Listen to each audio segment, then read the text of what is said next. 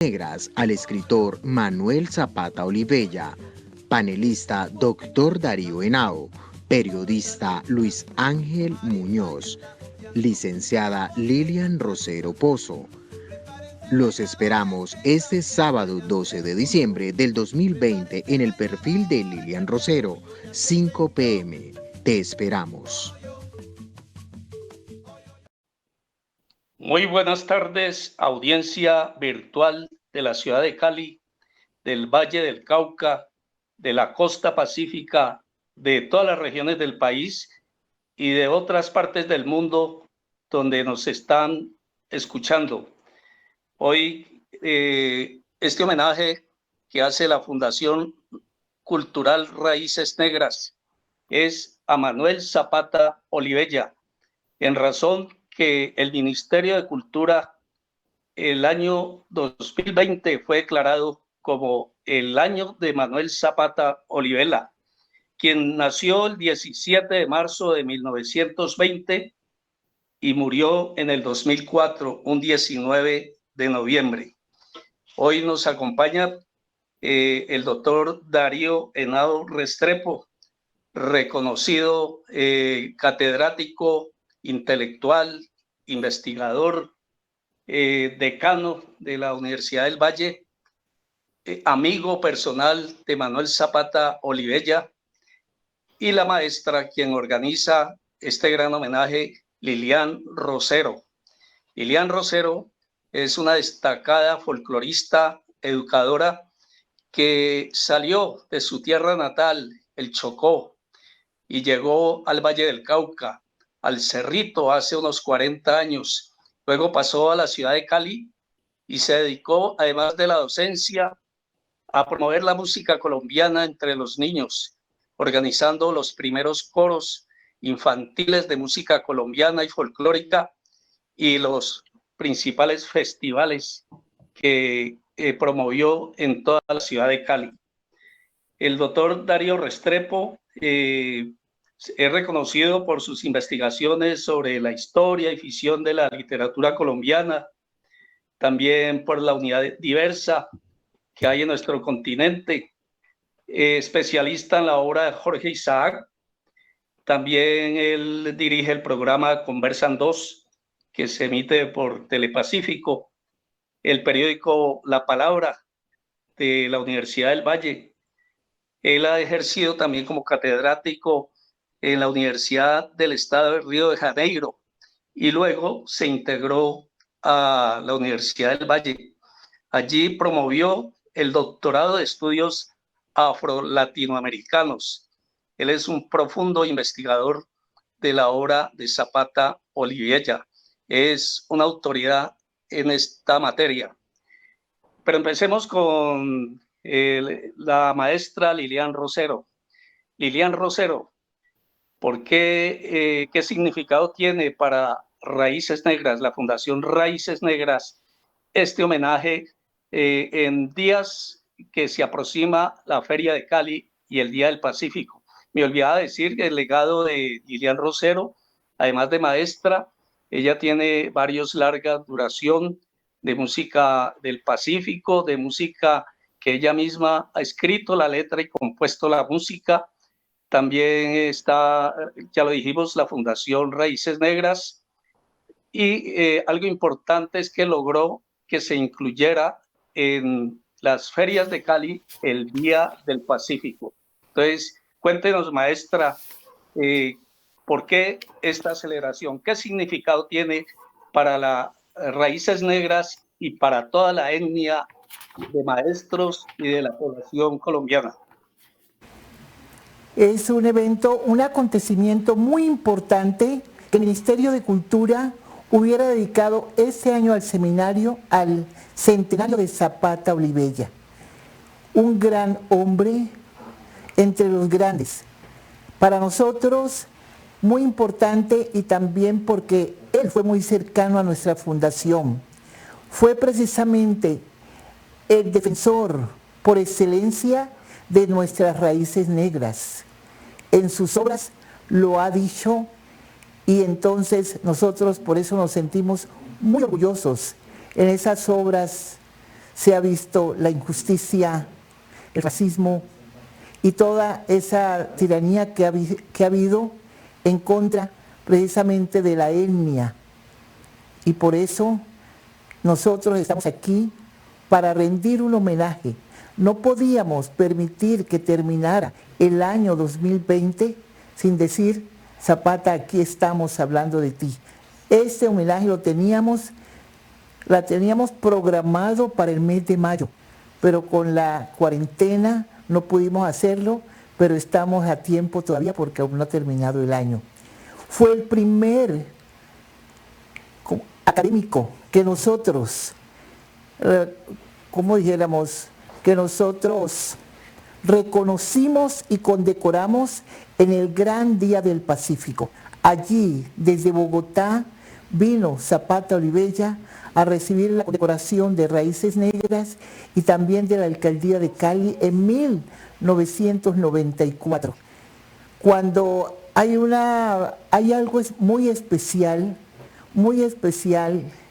sobre la evocación de los ancestros a través de los tambores.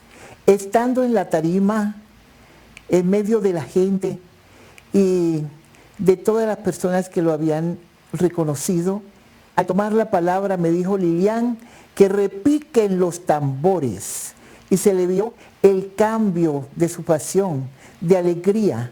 Entonces era la ocasión de sus ancestros, y además diciendo, alguna vez me comentó, porque decía, es como el reconocimiento que a pesar de que se les desarraigó del África a todas estas personas, a todos los esclavizados, perdieron todo, menos su cultura.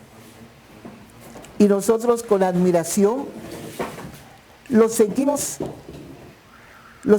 invitando a nuestras jornadas etnoeducativas, porque Raíces Negras ha tenido ese objetivo fundamental de sensibilizar a nuestra niñez, a nuestra juventud, en nuestros valores autóctonos. ¿Y quién más que Zapata Olivella, que habla en su obra de toda esta historia nuestra? Entonces, lo invitamos. Nos dijo primero que todo Colombia multiétnica, pluricultural, también el gran Putas y otros temas que trató en nuestras jornadas, la implementación de la Cátedra de Estudios Afrocolombianos.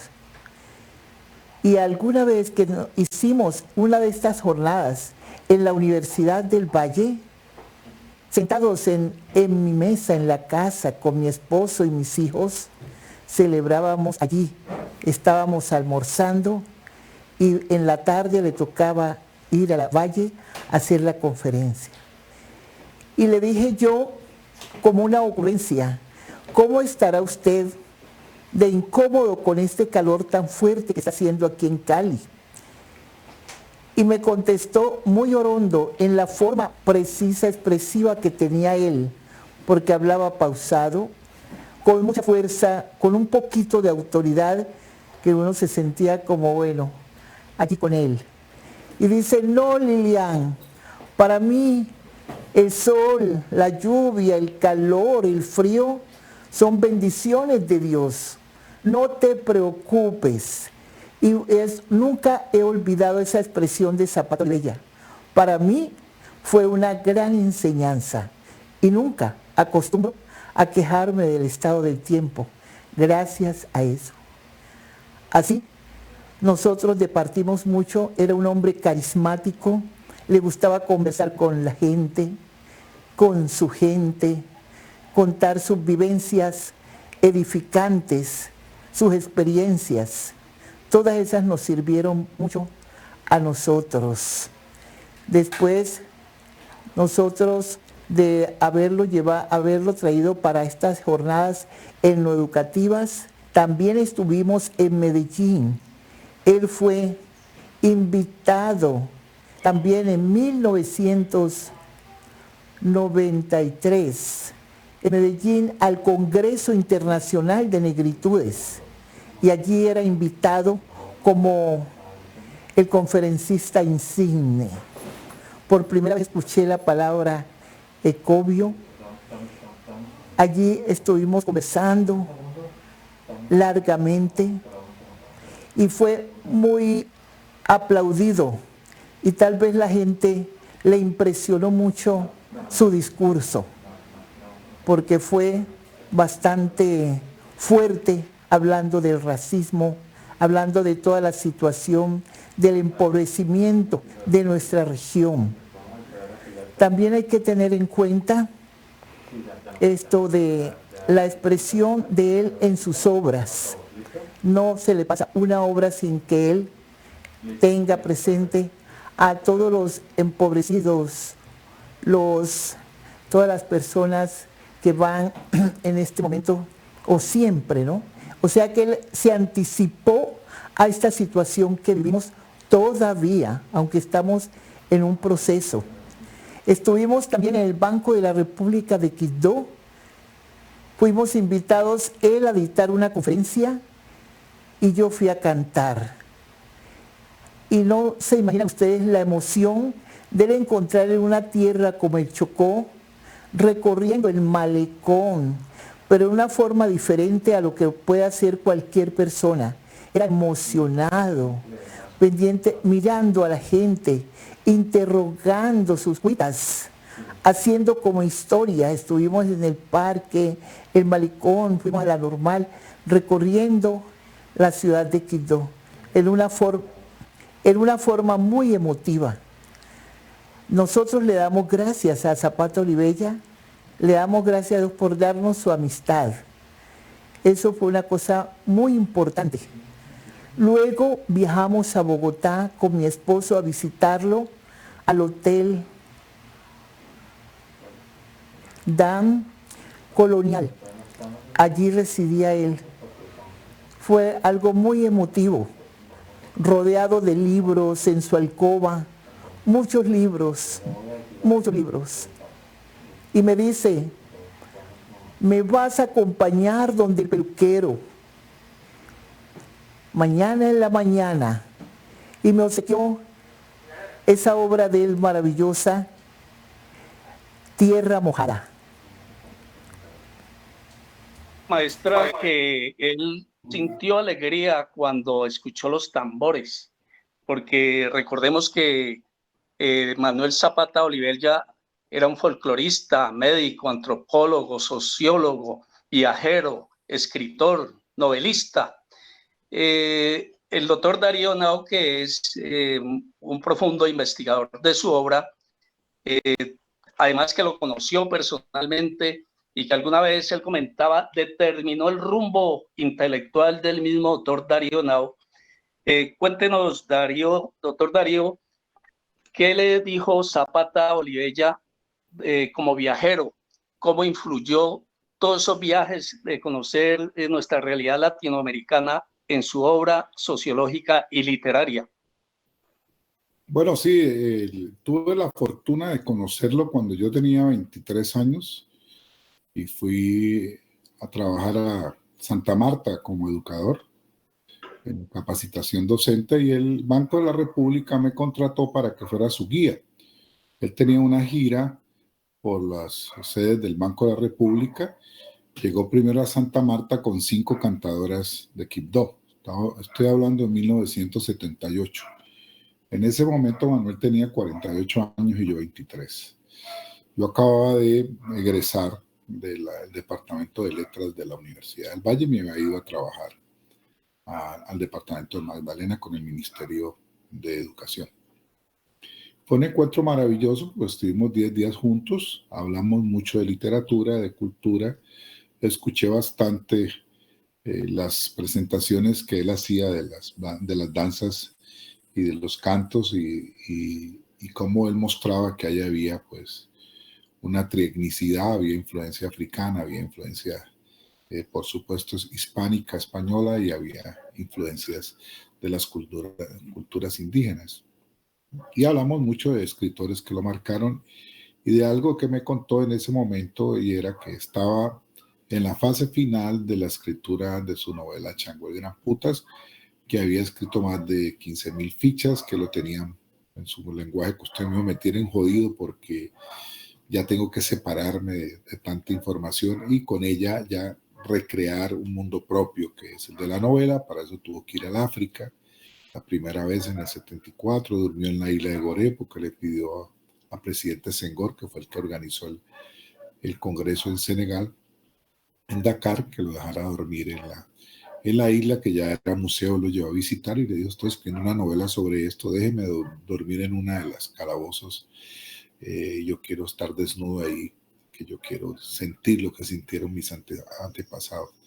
Es una historia muy bella porque ahí él vive la epifanía, la revelación de cómo va a contar la novela, desde los ancestros, desde la religiosidad de matriz africana, yorubana, y la filosofía del mundo bantú.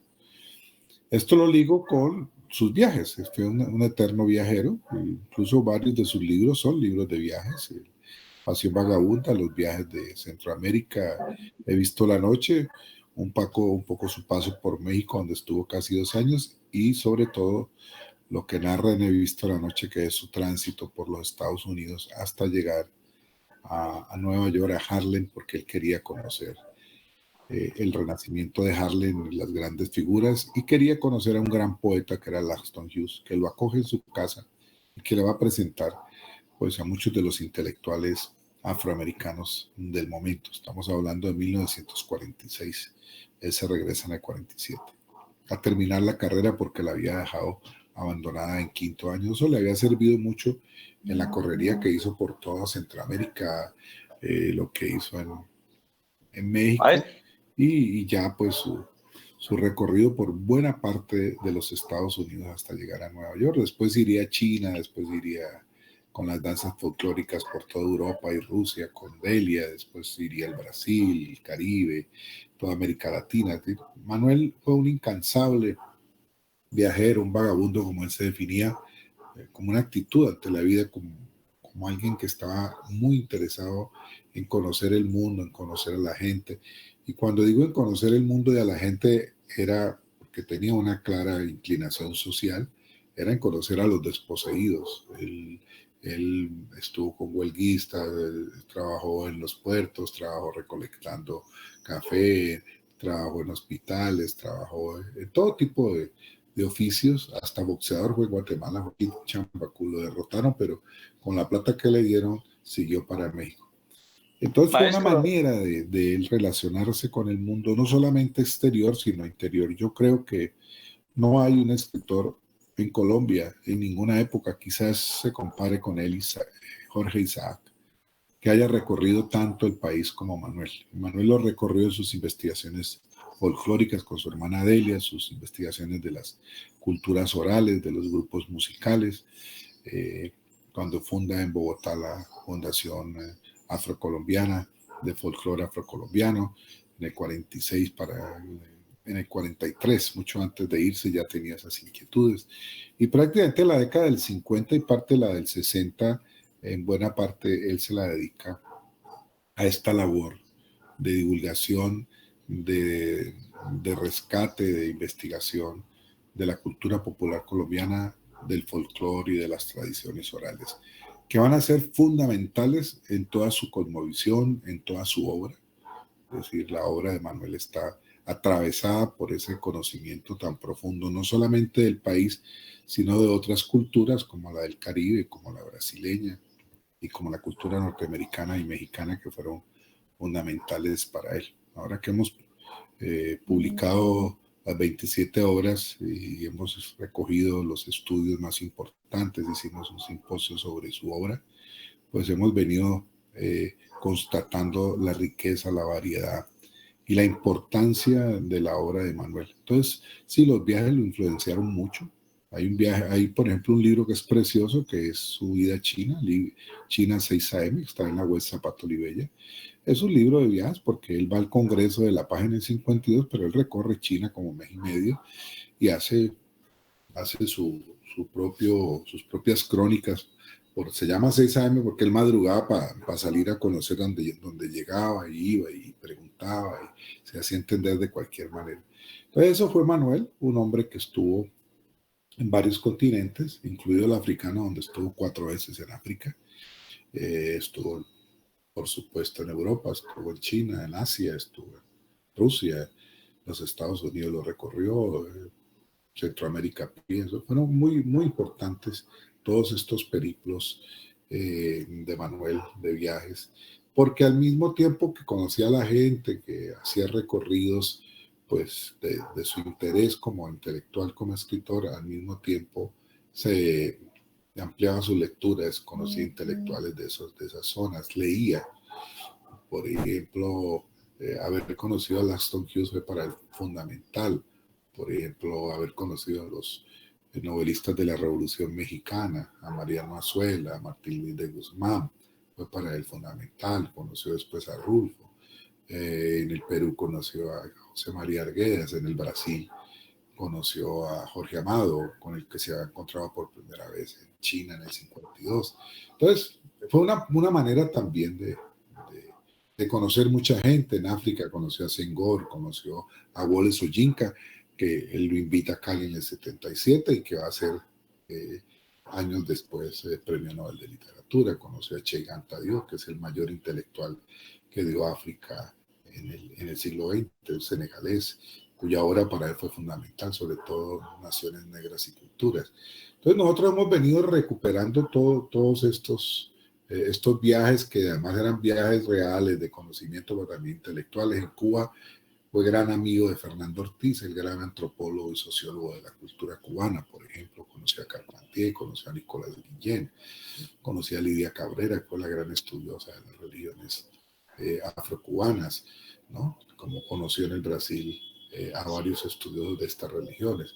Entonces, eso es Manuel, un hombre muy universal, pero al mismo tiempo muy centrado en lo propio, en lo nacional, en nuestras culturas tradicionales, en lo que él llamó la trietnia colombiana, que no había que desconocer esas tres grandes vertientes de nuestra cultura, que aquí se habían combinado, se habían hibridizado y habían resultado cosas muy importantes, muy creativas, que es pues toda esa convivencia entre los indígenas y los afros, y los afros y los españoles, y los españoles y los indígenas. Bueno, todo ese proceso de mestizaje, zambaje, mulataje, que él defiende también en un libro como El hombre colombiano, que acabamos de editar, está a disposición del público, y que considero para mí uno de los libros más importantes de toda la historia de la cultura colombiana. No hay un intelectual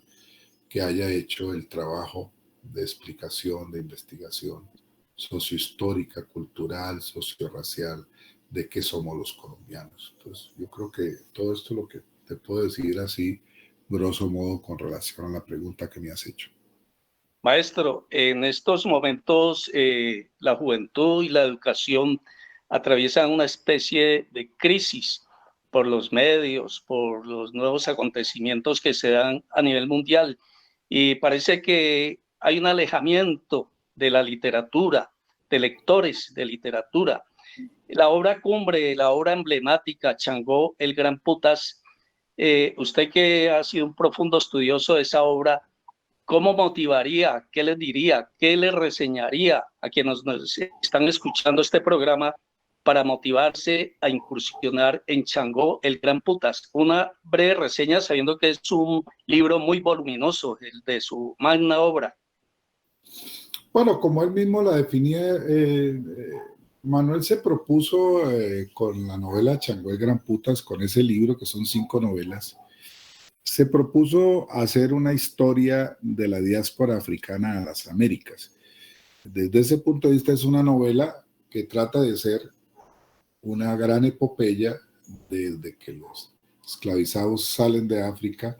En este caso llegan a Cartagena, pero también se va a ocupar en un determinado momento del Brasil, de la revolución haitiana, de las revoluciones de independencia, el papel de los negros, que es lo que reivindica en la novela, de la travesía, que es en la primera parte, y del tema de cómo llegan los esclavizados aquí. Esa es la gran pregunta que se hizo Manuel y que la resuelve como novelista, no solamente como ensayista, sino como novelista. Y era que hasta la literatura que comienza a hacerse en los años 50, 60, en las Américas y en el Caribe, en todas las lenguas que se comenzó a escribir literatura sobre esto, en inglés, francés, español, portugués. Manuel, yo creo que es el gran pionero y el que logra hacer una novela respondiendo al tema de que primero los esclavizados no eran tan ignorantes ni tan brutos como construyeron los intelectuales y la visión europea, que tenían que construir eso para poder justificar el proceso de esclavización. No, venían de grandes culturas, que es lo que él hace en Changó. Segundo, no llegaron desnudos, amarrados y todo lo que quieras, pero traían conocimientos, traían cultura y traían a sus dioses. Entonces, con esos dioses, él decide contar su propia historia. La historia desde adentro, desde sus ancestros, desde sus religiosidades. Entonces, por eso, el primer capítulo de Changó, que es un poco difícil para los que no tienen conocimiento, está contado desde la perspectiva yoruba, de los dioses yoruba, de la concepción del mundo yoruba, de Odumare, de los 14 orichas mayores, de toda la travesía, de las tablas de Ifá, que es el oráculo de la cultura yoruba que tiene más de 5.000 años, que es una belleza. Bueno, toda esa concepción sagrada es la que preside la novela. Igual que las grandes obras griegas, la Ilíada y la Odisea están precedidas por los dioses griegos. Y así, si tú coges las grandes literaturas, tienen eso. Entonces, ¿qué sucede con nosotros? Que como nosotros estamos formados en los códigos judeocristianos, eso nos puede sonar un poco raro a los colombianos, porque a los brasileños, a los cubanos, a los puertorriqueños que tienen más tradición con las religiones de matriz africana no les suena extraño. Yo he dado muchos seminarios en Río, en Salvador de Bahía, y les cuento, yo le di un seminario a unos muchachos de maestría y doctorado en Salvador de Bahía, y la mitad de ellos eran iniciados, o sea, eran gente que iba al candomblé, que iban al terreiro y eran hijos de Obatalá, de Yemayá, de Ogún. Entonces, ese universo les era común. Yo que enseño la novela aquí hace más de 25 años, lo primero que hago para que la gente se anime es que los estudiantes conozcan un poco de esos dioses, de esa mitología y entiendan que en esa religiosidad hay una profunda relación entre los seres humanos y los dioses, y que el Edwa es el abridor de caminos que mantienen la relación entre los hombres y los dioses, y que en las ceremonias solo los iniciados pueden recibir la bajada del santo. Eso tiene son bellísimas esas ceremonias.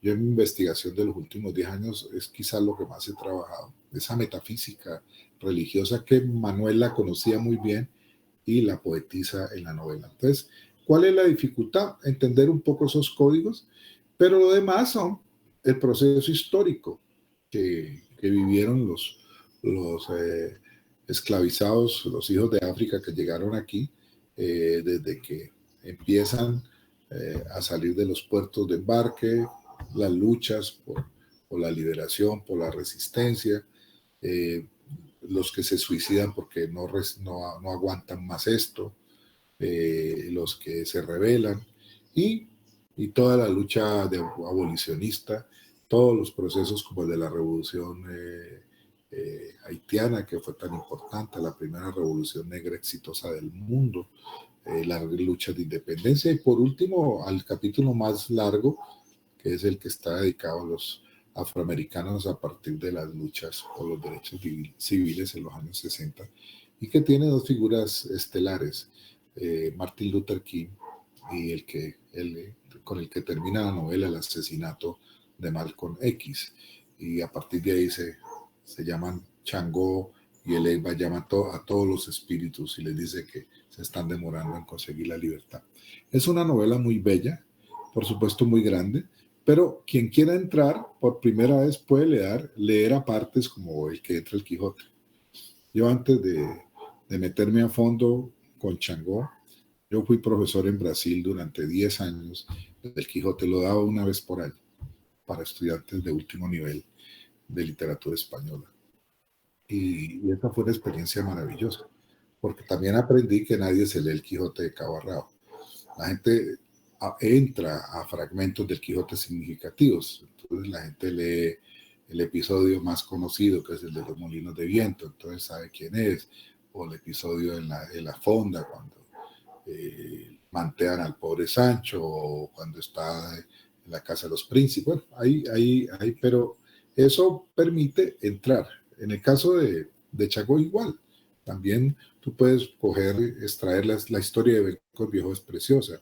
La historia, por ejemplo, de algunos de los héroes de la revolución haitiana es preciosa. Tú puedes sacar, ir haciendo. Nosotros acabamos de terminar en la Universidad del Valle, lo lanzamos el próximo año, un juego para niños y para jóvenes de cartas sobre Chango el Gran Putas, para que los jóvenes y los niños aprendan de ese universo jugando, así como se saben todos los animales del Pleistoceno y el no sé qué, y como se saben todos Harry Potter, los niños jugando, los jóvenes van a encontrar el encanto de toda esa historia, ¿no? Y de su musicalidad y del tambor y de la resistencia, ¿no? Entonces hay historias preciosas. Va a haber muchas películas, mucho cine alrededor, ya hay mucho documental, y ese es un poco el esfuerzo que vamos a hacer a partir de ahora. ¿Qué logramos este año del año Zapata Olivella? Hicimos un documental para que la gente de manera muy amplia se entere quién era Manuel. Publicamos toda su obra, que queda de libre acceso en la web Zapata Olivella, que ya está siendo compartida en webs en todo el mundo. Estamos empezando a traducir a Manuel a otros idiomas. El documental está traducido, está subtitulado a 5 idiomas: inglés, francés, portugués, ruso, y estamos terminando la traducción al mandarín. Y esto va a pasar por las televisiones estatales, ya pasó en la TV UNAM de México, va a pasar en Puerto Rico. Estrenamos el Festival de Cine Negro del Río con este documental Zapata el Gran Putas, de manera que eso va generando que la gente poco a poco se vaya interesando y que en los colegios vayan trabajando. Por ejemplo, hicimos una campaña muy linda del Valle Lea Zapata, y nos llegaron trabajos de todo el país.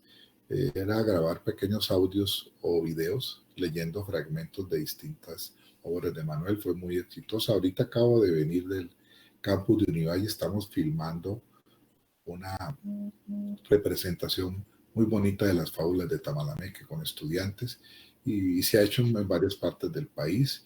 O sea, viene todo un proceso de hacer accesible la obra, ya que está publicada, y podrán haber documentales, podrán haber pequeñas representaciones. Tenemos un trabajo de Chango el Gran Puta, ya tenemos 10 pequeños fragmentos de Chango el Gran Puta en dibujos animados, por ejemplo, como se hizo en alguna época con el Quijote. O sea, yo creo que vienen muchas cosas extraordinarias. Les cuento, tenemos ya en este momento preparados con 4 universidades africanas seminarios sobre la obra de Manuel, que allá lo conocen, lo leen los estudiosos de la literatura latinoamericana. Entonces con ellos tenemos contactos con institutos y universidades, y tenemos un gran evento que va a ser muy simbólico para divulgar la obra de Manuel en África, que es en la Universidad Cheikh Anta Diop, el gran maestro de Manuel. Él lo conoció en París. En esa universidad vamos a hacer un gran seminario en la ciudad de Dakar, que es donde él llega por primera vez al África y conoce la isla de Gorée, donde está la fortaleza, de donde salían los esclavizados, los embarcaban pues como cargazón en los barcos negreros. De manera que sí, son muchas las tareas que hay que hacer. Hay que facilitar en las aulas de clases, por supuesto hay que hacer guías, hay que hacer películas, documentales, pequeñas historias, bueno, y utilizar, por supuesto, las ventajas que ofrecen hoy las nuevas tecnologías para la educación. Entonces, van a surgir muchísimas posibilidades, ¿no? En este sentido, para así no solamente con Manuel, sino con toda la generación y con todo lo que ha significado para la literatura y la cultura colombiana la obra de Manuel. Entonces tenemos un trabajo muy grande por delante que hay que realizar en el nivel superior. Yo dirijo un doctorado, pero eso que se hace ahí hay que bajarlo a los profesores de la secundaria, hay que bajarlo a la primaria, hay que crear materiales para eso, hay que producir en función de ese objetivo.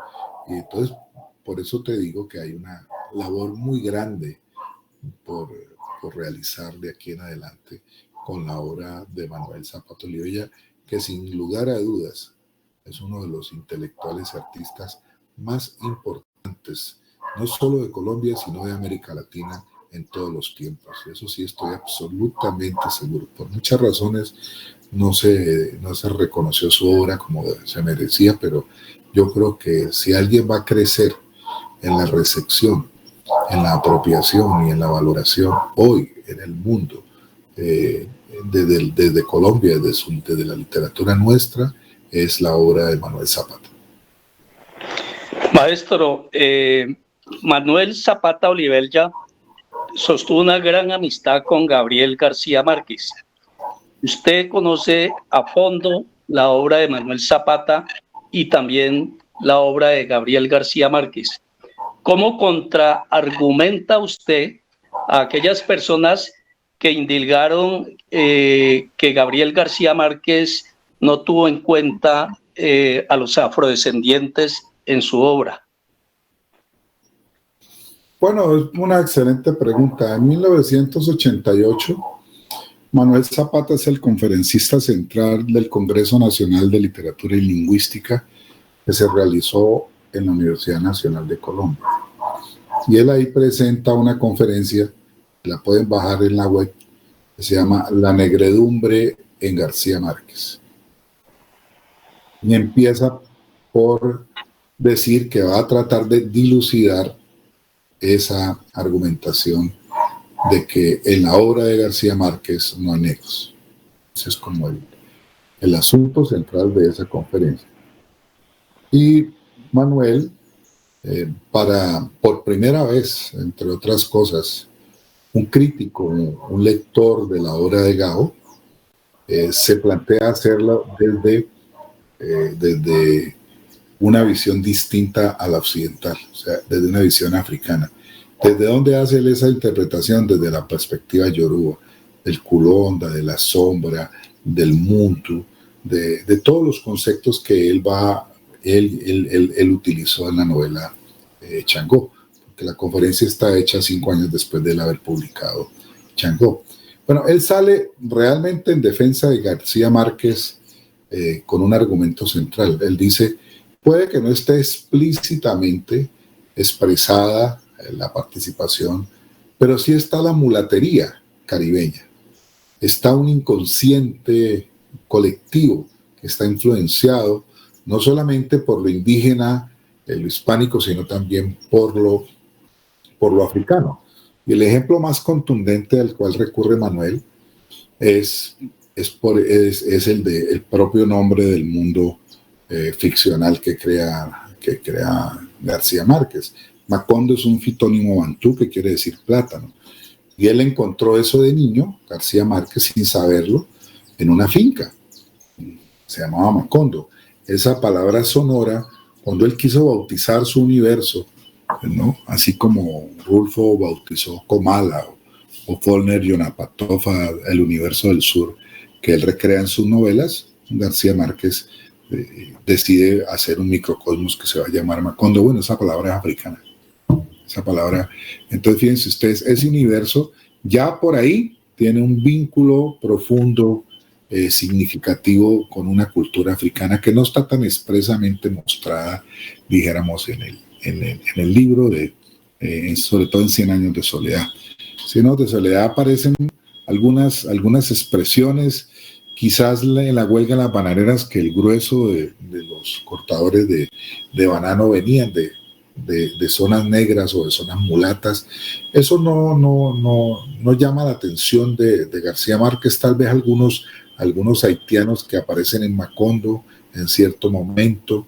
Yo en una lectura que hice en un seminario del doctorado de Pereira, un estudiante me dijo, mire, fíjese que la negra Eufemia, que es la dueña del prostíbulo, ella tiene una marca en la nalga.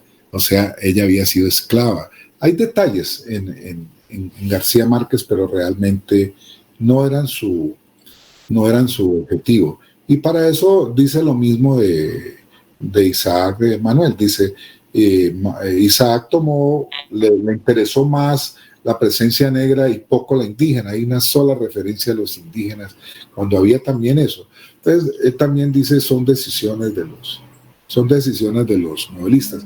Y realmente, García Márquez en su obra Cumbre no menciona nunca eso, es muy tangencial, es el inconsciente, como dice Manuel, hay toda una mulatería y toda una manera que sí está ahí, y solamente lo va a hacer en Del amor y otros demonios, que es la única novela en donde García Márquez se ocupa de manera central de ese asunto, de mostrar el papel, y parece que leyó, porque hay alguna serie de referencias, leyó algunos tratados de la santería cubana para reconstruir el universo de esta niña que es criada por las esclavizadas y que la introducen en una serie de ritualidades de origen africano.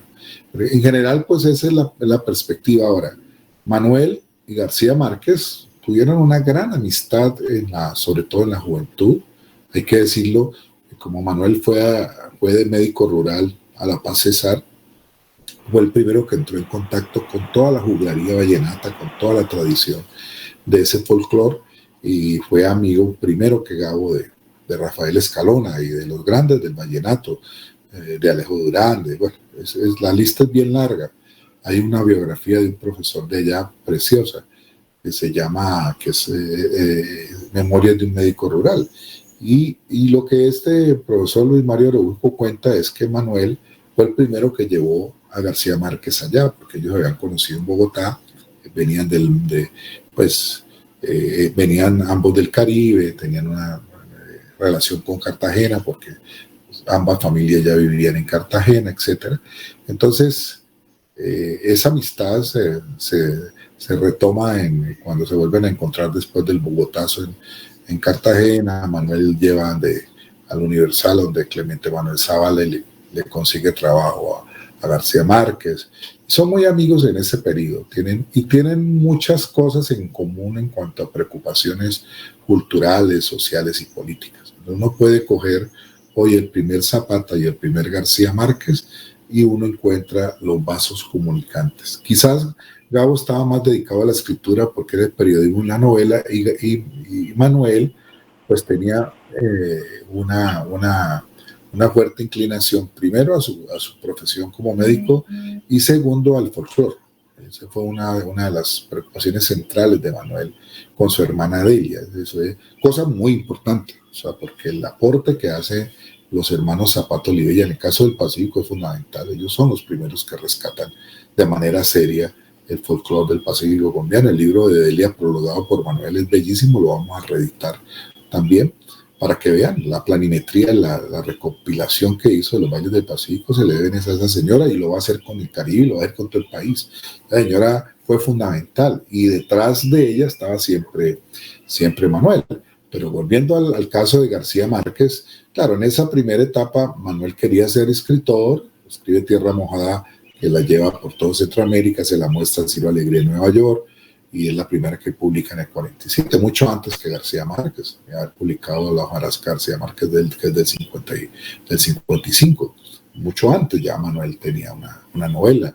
Los primeros cuentos de Manuel son anteriores a los de García Márquez. Quizás lo que va a marcar la diferencia entre ellos es los énfasis. Manuel en esta primera etapa estuvo más metido en la investigación sociológica, antropológica y folclórica. Gabo sí nunca hizo eso, por eso no dejó ningún libro de ensayo ni investigación. Gabo todo lo utilizó solo para escribir novelas y escribir su obra periodística, que es extraordinaria. Entonces son dos facetas distintas.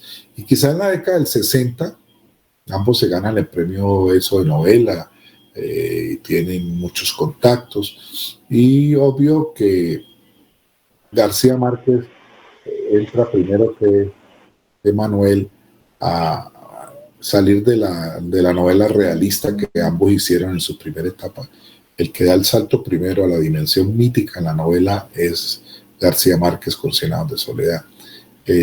Manuel se va a demorar unas décadas más hasta que escribe esa gran novela mítica que es Chango el Gran Putas. Entonces, hay cosas que en uno se demoran más en procesos, y quizás la grandeza de Gabo y lo que él logra con sus 100 años de soledad es que él consigue que su obra se dispare y tiene más éxito en términos editoriales porque es un gran escritor. Manuel no tuvo esa suerte, creo yo, no porque no tuviera valor su obra, sino porque hay determinados momentos en la historia de la cultura, de la literatura, que hay ciertas cosas que no ruedan con la misma facilidad y suerte que otras. Eso sucede mucho en el arte, en la cultura, eso es muy común. Yo pienso que ahora va a tener mucho más porque ya Gabo ganó su espacio del Nobel, todo lo que tú quieras, pero ahora la recepción, la interpretación, la valoración de la obra de Manuel pues va a ganar mucho espacio porque realmente tiene extraordinarios méritos.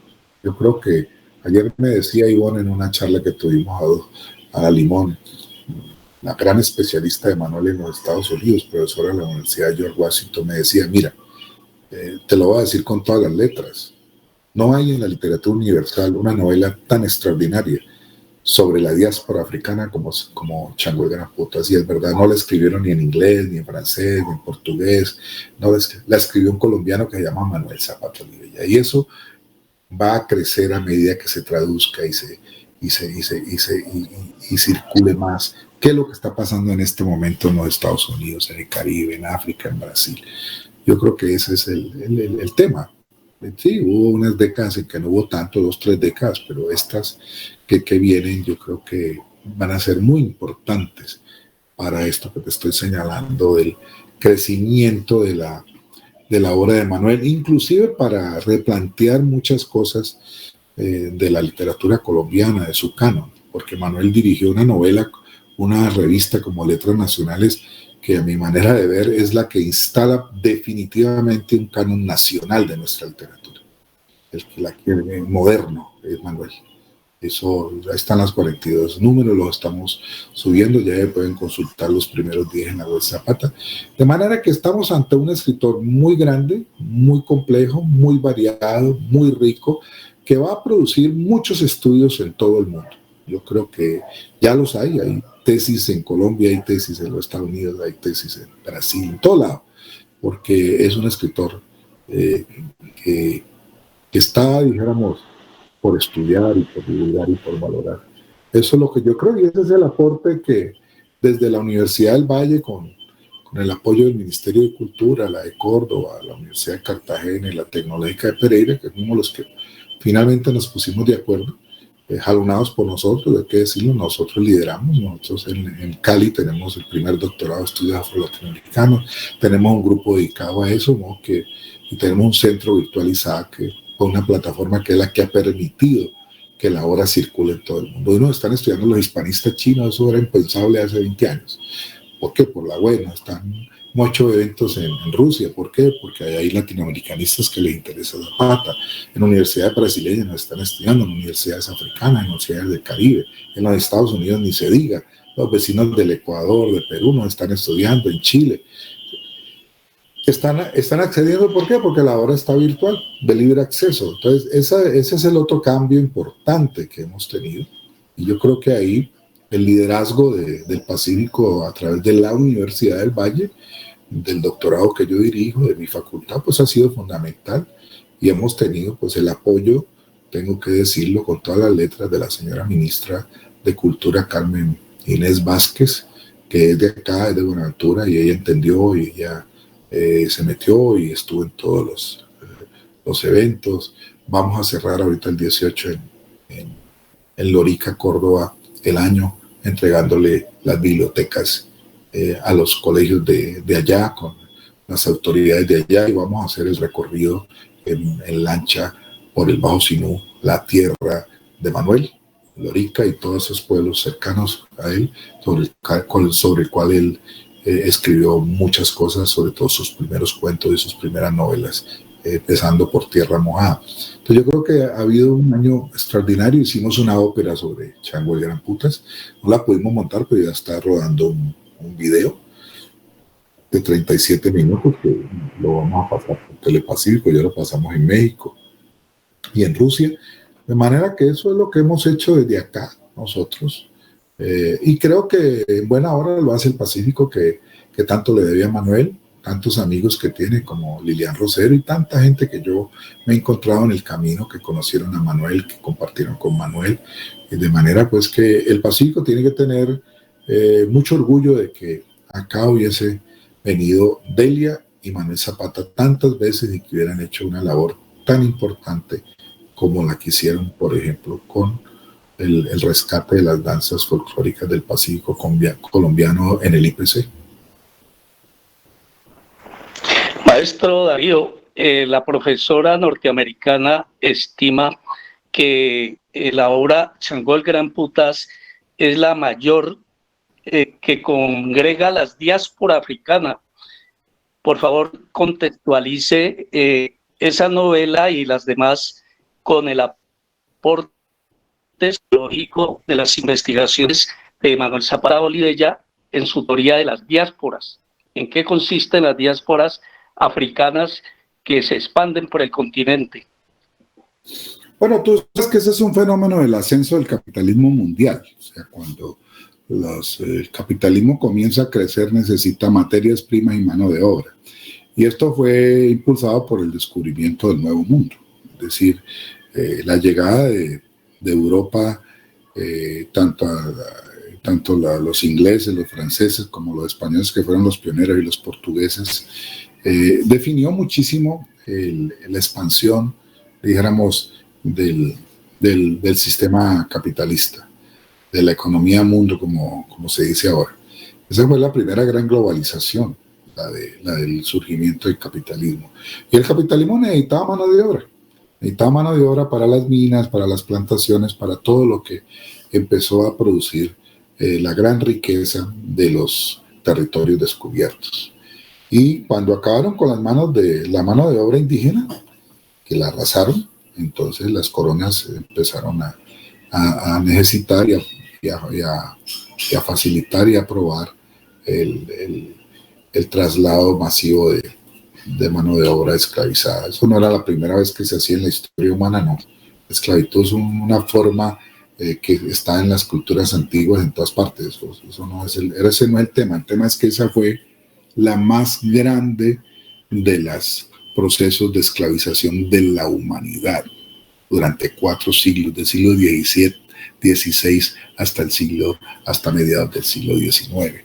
Estamos hablando de un fenómeno masivo que precisaba de la mano de obra esclavizada, y que, como los europeos ya habían entrado, los portugueses, que fueron los que más primero entraron a Europa, después llegaron los ingleses, los holandeses, los franceses, pero los pioneros del negocio esclavista fueron los portugueses. Y ellos empezaron porque entre los reinos africanos había luchas, también había por fenómenos de esclavización, eso no es un secreto, eso había en las luchas que habían un imperio, un pueblo ganaba el otro y esclavizaba, y todo lo que hay, eso está muy bien estudiado. Pero bueno, de lo que se trataba era de traer mano de obra, y eso fue lo que se hizo. Esa diáspora fue fundamentalmente para la parte occidental. También hubo diáspora al Índico. Eso está también muy bien estudiado, pero no en la dimensión que tuvo la diáspora a las Américas, que es realmente el gran impulso de mano de obra al capitalismo mundial. O sea, los grandes teóricos de este fenómeno dicen que el capitalismo nace en los barcos negreros. Ahí viene la mano de obra, ahí viene todo. Y sin ese aporte, más el trabajo de los indígenas, no hubiese habido el desarrollo capitalista. Eso fue fundamental, pero no solamente fue la mano de obra, no solamente fue el trabajo esclavizado, fue su cultura, fueron sus aportes. Está demostrado, por ejemplo, en áreas del Caribe, en áreas del Brasil, que muchos de esos esclavizados, porque el negocio era selectivo, sabían más que los propios portugueses o los propios franceses o los propios españoles. O sea, tenían más conocimientos o en la minería o en la arquitectura o en la orfebrería, en muchas cosas tenían muchas sabidurías. O sea, el aporte real de los africanos a las Américas fue extraordinario. Claro, la concepción dominante de quienes tenían que controlar todo eso era construir una imagen completamente negativa de ese proceso. Carlos Moore, uno de los grandes estudiosos, un jamaiquino cubano, tiene un libro bellísimo sobre eso y dice, a los esclavizados nos tocó 400 años en donde el discurso oficial y dominante nos negaba, nos consideraba animales, nos consideraba seres inferiores. ¿Por qué? Porque tenían que justificar precisamente todo ese proceso. Pero nosotros traíamos conocimientos, traíamos saberes, traíamos cultura. ¿Qué es lo que hace Manuel en el libro? Porque el libro, si ustedes lo leen con detalle, ahí tiene un cuaderno bitácora atrás, es un homenaje a todas las culturas africanas que estaban detrás de esos esclavizados reinos, civilizaciones, enteras lenguas, cosas muy importantes que llegaron. Entonces eso no fue tan así de que eran unos seres inferiores que eran, como decía Hegel, ¿no? Que eran seres que estaban en la infancia de la humanidad, no. Había de todo, había una gran cantera de saberes y de conocimientos que aquí llegaron y aquí hicieron su aporte en medio de una situación dolorosa, dura, terrible, por supuesto. Lograron aquí, como dice Manuel en una bella declaración, amorosamente, a su manera, se instalaron aquí, se relacionaron con el amo blanco, se relacionaron con los indígenas y fueron construyendo en medio de todo su modo vivendi, sus comunidades, mantuvieron donde pudieron su religiosidad, sus culturas, sus tradiciones. Hay algo de las lenguas de ellos, sobre todo en países donde se conservó la religiosidad de matriz africana, el candomblé, la santería en todas sus variantes, bueno, en el vudú. Eso se conservaron cosas muy importantes, al mismo tiempo que se perdieron cantidades de lenguas africanas. Solo quedó un sustrato que hoy se está rescatando. Por ejemplo, en el caso del español, hay más o menos unas 2.500 voces de origen africano que está entre nosotros. Por ejemplo, la palabra mondongo, para no decir ¿no? que nos la comemos todos los días, es una palabra africana. Y así vamos a tener que rescatar cantidades de palabras que tenemos, que creemos. Hoy me decía un amigo que estaba revisando el diccionario de colombianismos que acaba de sacar el Caricuervo y me decía, mira, es el colmo que no revisen todos los trabajos que hizo de voces africanas Manuel, que están hoy en nuestro español. Es decir, todavía seguimos manejando la lengua española con la perspectiva purista del centro y del Caricuervo. Y esos señores hicieron un trabajo muy importante, pero un trabajo muy excluyente, muy excluyente. Y entonces eso hay que ampliarlo, ¿no? Las lenguas indígenas también dejaron muchas marcas en nuestra manera de hablar.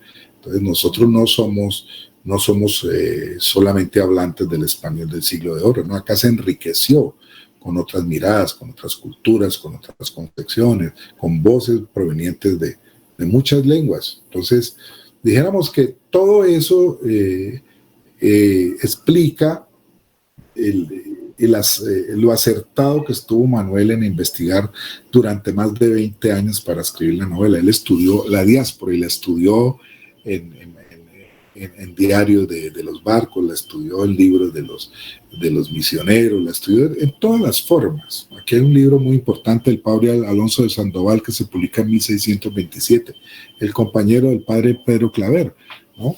De Instauranda Salute, que es la historia de quienes llegaban a Cartagena y el padre, pues, Sandoval lo entrevistaba a todos y tenía lenguaraces que eran como 18 personas que hablaban todas las lenguas de los africanos para poderlos cristianizar. Y entonces el padre aprovechó toda esa información para hacer un libro que hoy sigue siendo un gran referente para el que quiera saber de los esclavizados que llegaron aquí en el siglo XVI, los primeros, porque él los estudia, el libro se publica en 1600 1627.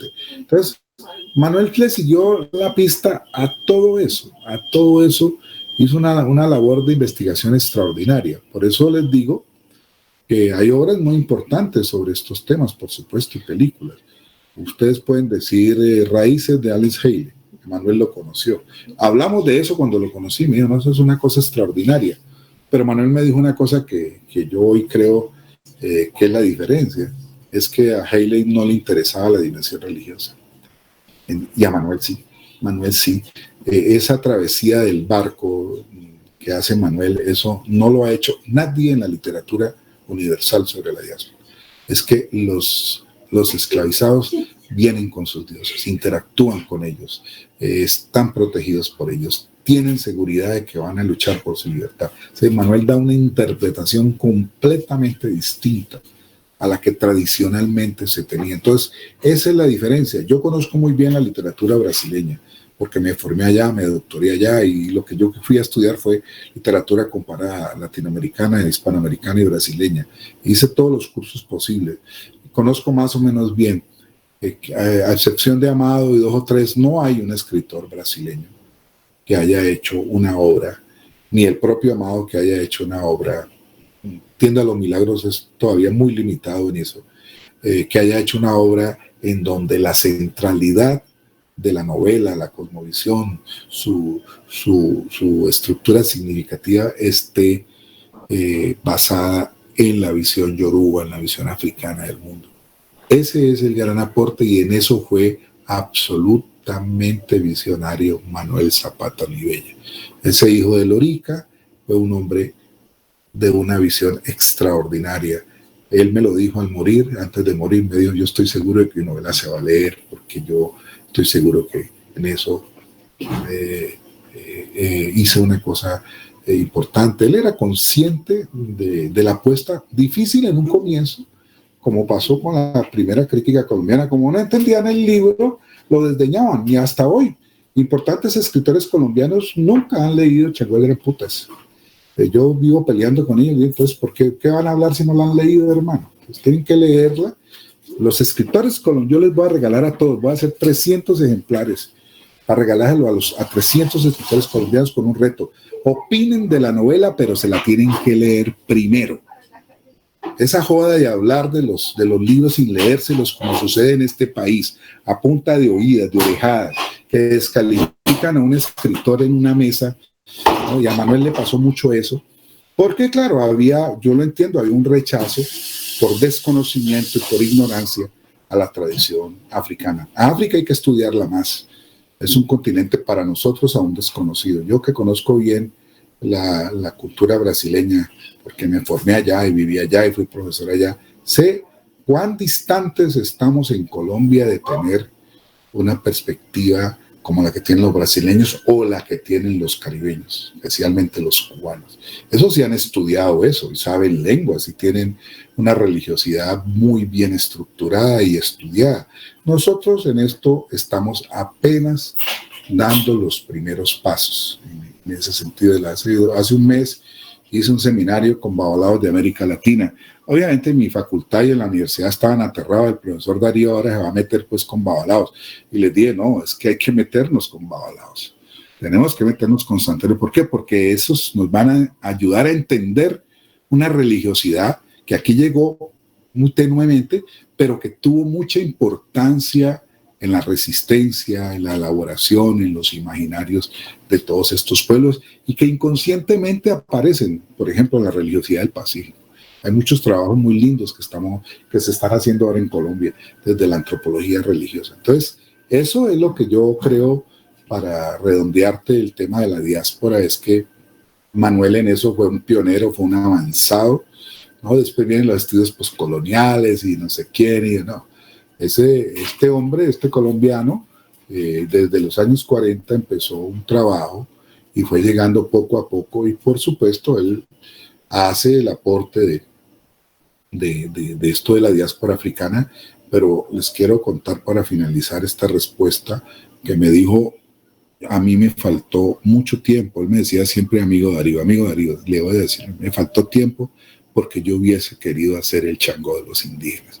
Eso muestra la dimensión que Manuel le daba a todos estos asuntos de nuestra historia, que básicamente lo que él reiteró mucho, él decía, el tema al cual yo me dediqué toda mi vida fue a tratar de entender quiénes éramos y quiénes somos los colombianos.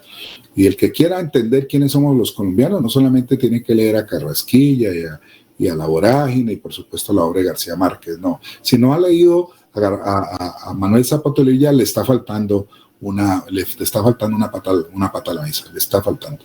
Yo creo que es de ese tamaño, es de ese tamaño. Ese es el reto que yo creo que hay que plantearle a la inteligencia colombiana, a los escritores, porque el grueso, cuento en los dedos de mis manos los escritores colombianos hoy que se han leído Chango de Gran Puta. Entonces, por supuesto eso, pero sí han leído a todo Borges, han leído a todo Kafka, han leído a todo Dostoyevsky, cosa que no está mal. Pero hombre, mal leído al gran escritor colombiano Manuel Zapata Olivella. Ese es el punto.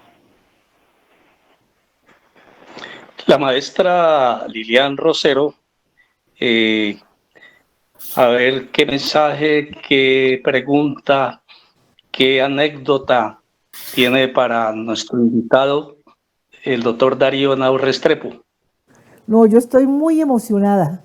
Sinceramente que este es un honor para nosotros. Es una cátedra completísima la que hemos recibido nosotros. Y entonces, en este caso, Raíces Negras ha cumplido su objetivo de hablar de Zapata Olivella en esa forma como lo está haciendo, como lo hizo el doctor Darío.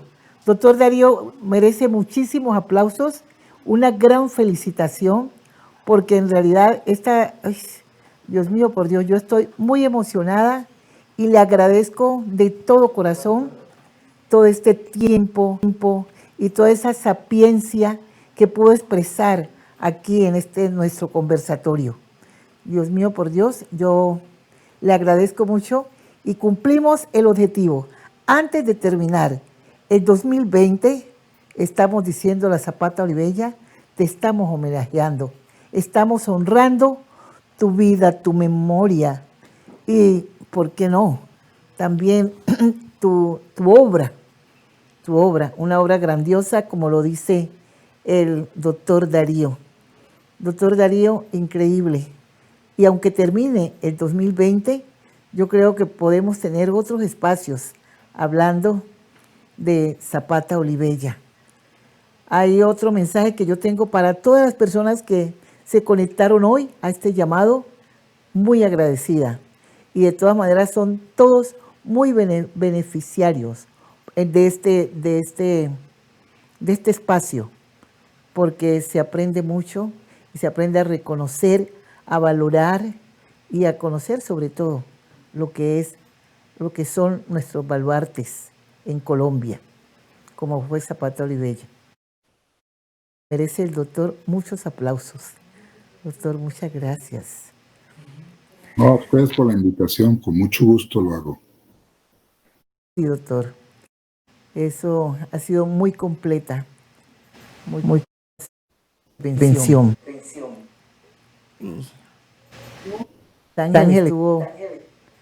Luis Ángel estuvo también muy bien como moderador completo, ¿no? Muchas preguntas importantes. A nombre de la Fundación Raíces Negras, ¿cuál mensaje para Darío y este gesto que ha tenido en esta tarde de hoy con la audiencia virtual de toda esta región Pacífico? Para mí, ¿qué mensaje tengo? Pues el mensaje que tengo para Darío es que estoy muy inmensamente agradecida. Y yo creo que todos los colombianos que se han conectado también deben estar muy contentos de tener este aprendizaje en una forma tan didáctica, tan clara, tan precisa sobre la vida de Zapata Olivella. Nosotros, como un poco parte artística y también del folclore, parte del folclore de nuestra tierra, agradecemos porque él fue precursor precursor en resaltar la cultura afrodescendiente e indígena. Todo este aporte cultural, él fue precursor en hacerlo más grande, introducirlo también a la cultura de Colombia. Y le dio un estatus al folclore y a la música nuestra, hasta que cantamos y fomentamos y que hacemos cada año en el Día del Pacífico. Nosotros ya estamos en la 27 versión, fuimos los pioneros en mostrar el Día del Pacífico, en mostrar la cultura pacífica en la Feria de Cali. Y este año también lo estamos preparando en diferente forma, pero de todas maneras de todo corazón, y los invitamos a todos en este año para que nos acompañen en la celebración del Día del Pacífico, porque es para todos y con todos y es de corazón. Un evento de resistencia y resiliencia. Bueno, antes de despedirnos, quiero invitarlos a la audiencia para que este lunes lean una semblanza que la página cultural del Diario Occidente hace sobre Lilian Rosero, quien creó Raíces Negras, quien sigue trabajando por la cultura del Pacífico, quien se interesó por este programa y quien los espera en el Día del Pacífico, que será virtual, pero será con la misma alegría que siempre los hemos acompañado todos los colombianos. Gracias, maestro Darío Henao. Bueno, gracias a ustedes, los espero en la web Zapata Olivella, ahí pueden bajar el documental, pueden bajar el video de la ópera y todas las obras. Estaremos ahí trabajando el próximo año en otros proyectos de divulgación. Vamos a estar en los 170 años de la abolición de la esclavitud y nos falta por hacer un gran congreso a final de año en Cartagena.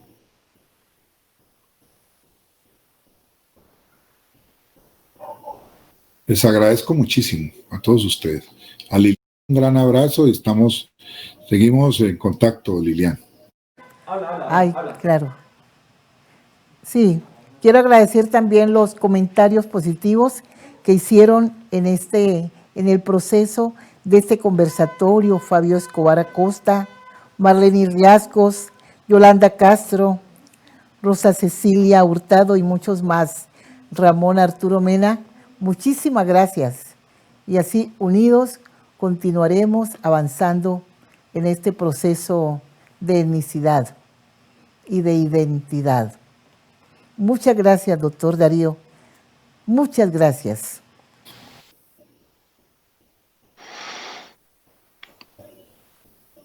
Bueno, maestra, entonces, ¿qué es la timonel de este programa?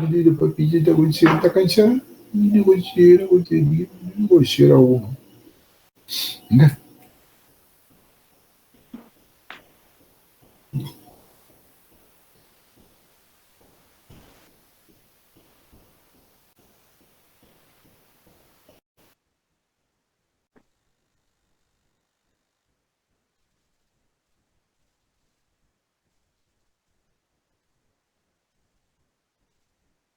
Habla. Así. Muy agradecido. Bueno, entonces ya hemos terminado. Yo he estado muy contenta. Nunca había estado tan contenta, tan feliz, tan emocionada en un evento cultural como este. Homenaje a Zapata Olivella. Entonces, hoy agradezco inmensamente al doctor Darío, también a Luis Ángel Muñoz con su moderación y a todas las personas que tuvieron a bien conectarse para aprender y conocer y avanzar sobre la vida y obra de nuestro baluarte Zapata Olivella. Homenaje de la Fundación Cultural Raíces Negras al escritor Manuel Zapata Olivella, panelista Dr. Darío Henao, periodista Luis Ángel Muñoz, licenciada Lilian Rosero Pozo. Los esperamos este sábado 12 de diciembre del 2020 en el perfil de Lilian Rosero, 5 p.m. Te esperamos.